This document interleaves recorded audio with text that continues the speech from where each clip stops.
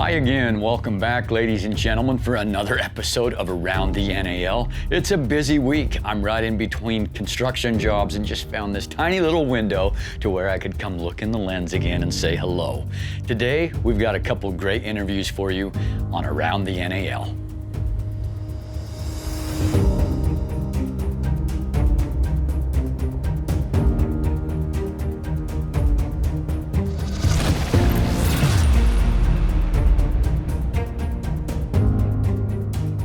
All right, we're gonna get right into our interview segment. We've got a couple great matchups in the NAL coming this weekend. We're going to start with the Cedar Rapids River Kings at the Colorado Spartans. Got a couple amazing guests. My friend Daron Speedy Clark, head coach of the Cedar Rapids River Kings. How you doing, brother? I'm doing okay. How about yourself? Doing good, man, doing good. You're coming off an 87-14 victory, the most points in Cedar Rapids River Kings history. Wow, congrats on that big win. Thank you. We played real quick. The offense came out real fast. We put up points real fast in the first quarter, and we did what we had to do. And the defense also had 4 interceptions with 3 touchdowns. So for you, why is going on the road against the Colorado Spartans different, and how do you approach a team like that differently? Oh, it's going to be a great opportunity to go to Colorado to play against the NAL team, the last league I played in before I retired, to play against Coach Shaw. Me and Coach Shaw was in camp together with San Antonio in 2013, so it's going to be a chess mate. And also Tate Brooks. So it's going to be a good chessmate game out there tonight. Well, this week. Since you're on the road against an NAL team and your team is part of the AIF, do you play by the NAL rules? Play by the NAL rules. It's considered like the CIF, so I'm used to that league. So we have 2 motions, just like they have 2 motions. I also can let the tight end go out for a pass. And also, I can run a 4 receiver set other than just leaving the running back in the backfield, because in the AIF, we have to have a running back in the backfield like the AFL league. In the AIF, what are your kicking rules? Do you have the deuce? Yes, sir, we get the deuce. So how does your special teams prepare this week for the rebound net? Oh, yeah, we've been ready, because, I did in the AFL days. So I already been practicing all week to catch the ball off the net, get my guys ready for that. And I also have a new running back that I signed from the BC Lions that was just released. So he ready to make some plays for me this weekend. Ooh, do we get to know his name? Yeah, it's going to be real. It's going to be a good surprising for the league. I was going to say, I know some BC Lions running backs. So are you even set up to where you can set up something like nets and practice with? Yeah, in our indoor facility field that we practice on every day, we had the nets back there. So we practiced on it last night. I let them work on catching 10 apiece, like all 3 of my kick returners, so they could get used to it, because I did in the AFL days. So I had to show them how to catch it if they was under the net or if they was standing in front of the end zone, so they can get used to finding the ball and know that the nets get tighter when they be closer to the goal pole, that the ball is shoot off. So I had to get them used to playing like that. That's excellent. I mean, because you're not just coaching at that point, you're being a mentor on that specific skill set. Well, being an offensive-minded guy, how much points do you expect to put up on Shaw's defense? I'm trying to average a good 50. Me and my boys coming in now, we're going to try to put the best show on turf real quick at the beginning of the game, try to put the nail in the coffin early, and our defense going to come out fast.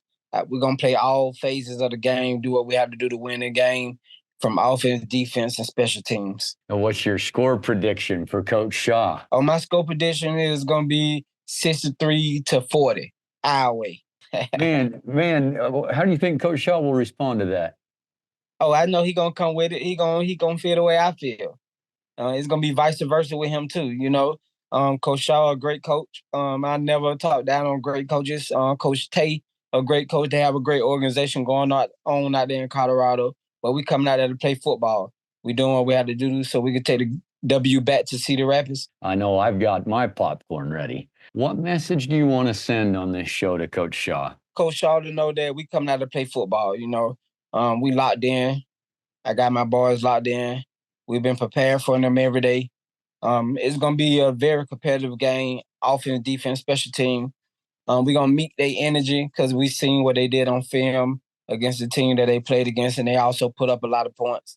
So we coming out there to play football because I know they're going to come play as well. I'm excited. I'm really excited. Thank you, Speedy. Appreciate you coming on. Ladies and gentlemen, Daron Speedy Clark, head coach of the Cedar Rapids River Kings. Thanks for coming on, brother.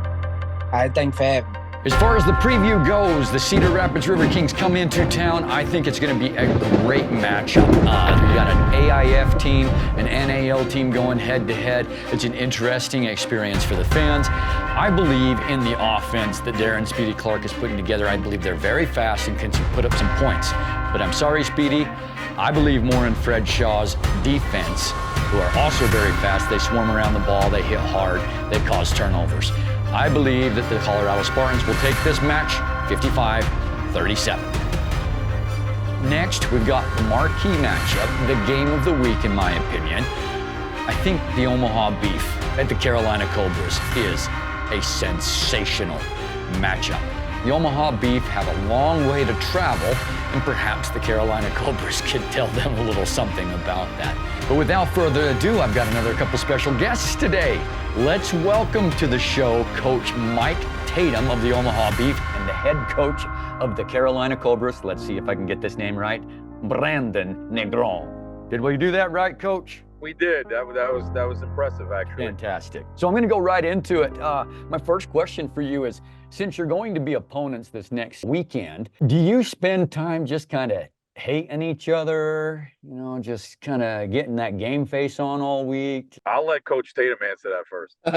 I don't. I haven't even, honestly, I haven't even thought anything about it or anything like that, man. Just, hey, I mean, the schedule's set, and we just got to play who's in front of us. I ain't gonna spend extra time thinking about another coach or anything negatively or anything like that. I would say the same thing.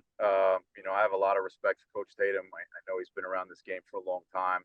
I know what his contributions to the game are. I think it's a privilege every time you get to coach a football game, no matter who the opponent is. Like he said, we focus on what's in front of us 1 week at a time. That's part of the process. And I'm certainly not going to hate or think negatively about somebody that, respectfully I look up to as a coach that's been around for a long time and someone that I aspire to be. So I'm excited that he's coming here, albeit, for a competition between two of our teams. Great start to this. Oh, awesome. So how long have you coached, Coach Negron? I've been coaching now for 20 years. I mean, I knew early on I wasn't going to be a good football player. So I ended my football career in high school, and I immediately went into coaching. I loved the preparation. I loved the analysis, knew my athletic limitation. And my son, thankfully, got his mother's genes.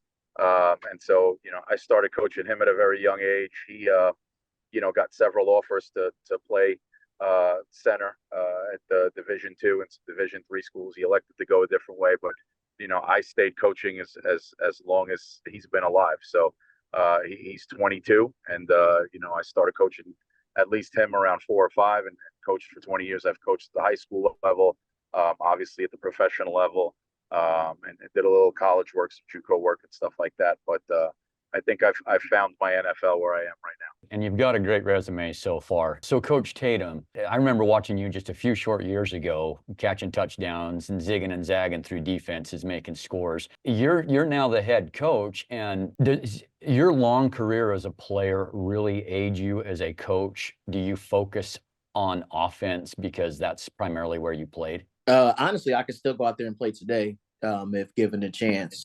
So if any team needs a wide receiver, I can still play. But I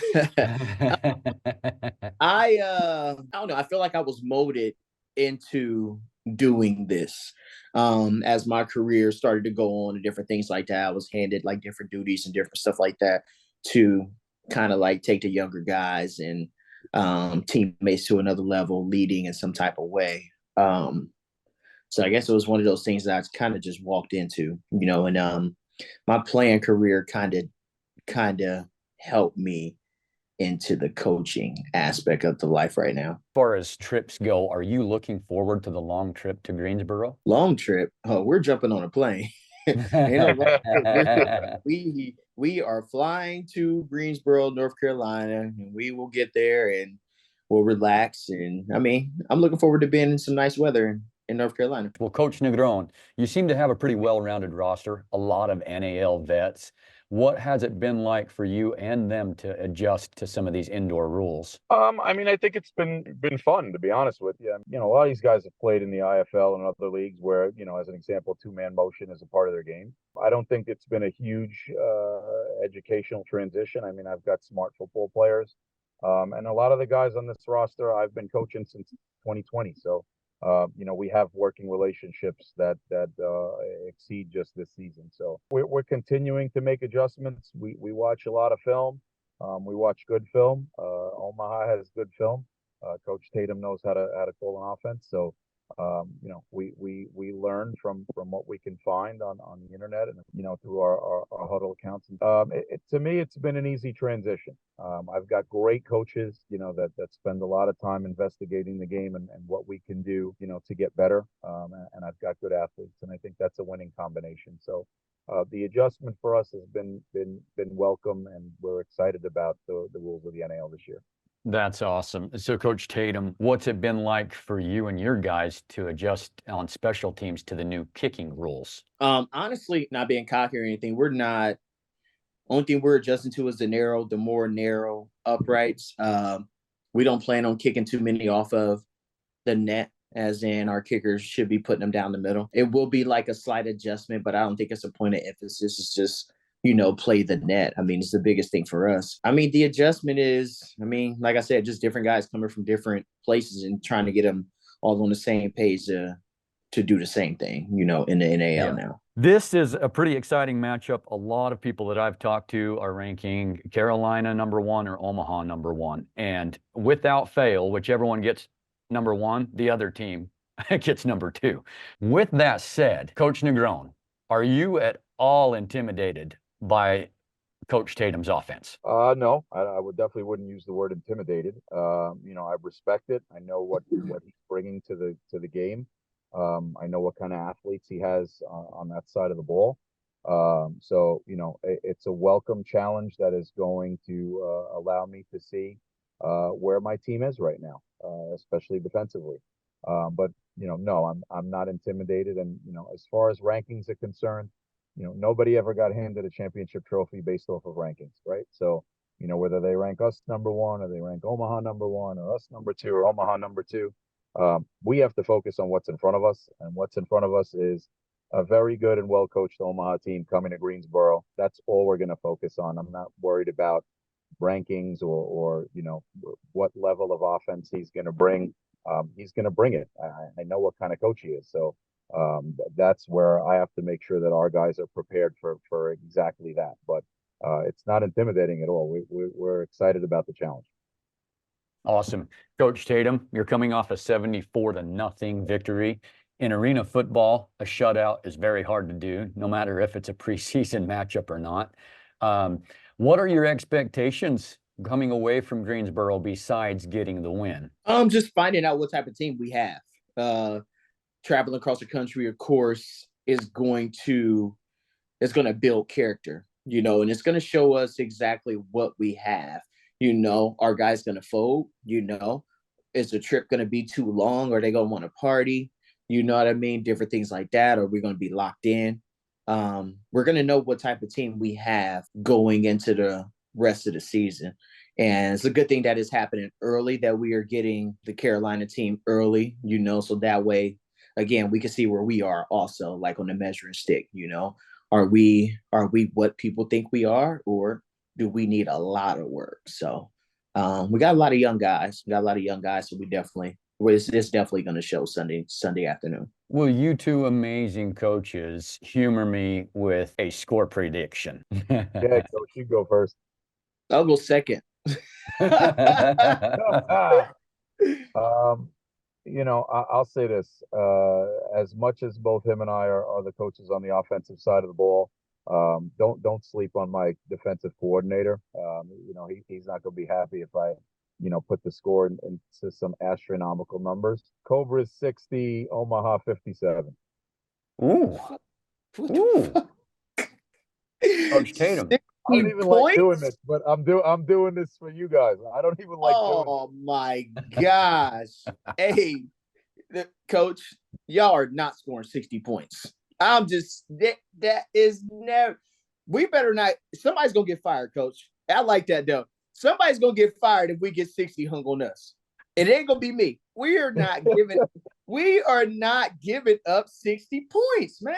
We're not. I get real creative in the snake pit, Coach. I get excited when I'm at home. Hey, Coach, can I cuss on here? Never mind. There is no freaking way we are giving up 60. But I'll predict a beef win. You know, I mean, it's our second game. We're young.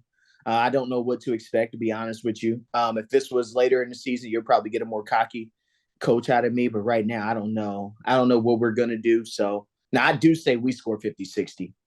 Yeah, we score 50-60 easy. I mean, I'll give y'all 30-something max, maybe. Omaha by 2-3 scores. I'm gonna put this recording on the Jumbotron. Please, there we go. easy. Easy. The only way that don't happen is if y'all just run the ball, run the clock out. Other than that, yeah, Omaha by 2-3 scores. Easy. You hear that, fans? Get your popcorn ready because it's Tatum must have bumped his head on something this morning. No.